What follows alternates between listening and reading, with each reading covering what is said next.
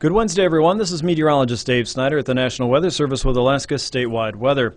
High pressure across the Gulf of Anadyr will continue to push dry and cold air southward. As it does so, watch for areas of low clouds and stratus to form south and generally east of St. Matthew and St. Lawrence Island.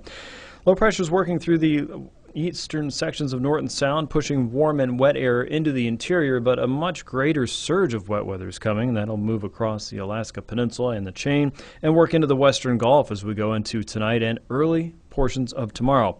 Meanwhile, the warm air has increased the melting and runoff across parts of the Kenai Peninsula, and as is usual across this region this time of the year, glacial dam releases have occurred, this for the Snow River Glacier, and as such, areas on the Kenai River and Kenai Lake as we head through the weekend could be looking at increased runoff as well as higher levels, significantly higher. So just be careful if you're heading out that direction, and keep an eye on those levels there, especially if you plan to go out onto the water or have property along it.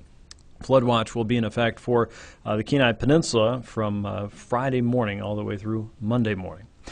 Looking up north, cold air is lurking, and it just wants to move southward for this time of the year. We've seen some snow around the Isles and Visitors Center webcam today, and looking northward, most of that will stay north of the Brooks Range as we head into your Thursday. But a little bit of a pattern shift, and a lot more of that cold air will be dropping southward. We'll be watching that toward the end of next week. But in the meantime, it's southerly winds and warm and wet air that's pouring into south central, southwest, and the chain, with low pressure down to 998 millibars. A decent gale just south of the central Aleutians, pushing drier air across the Gulf of Alaska, heading for southeast.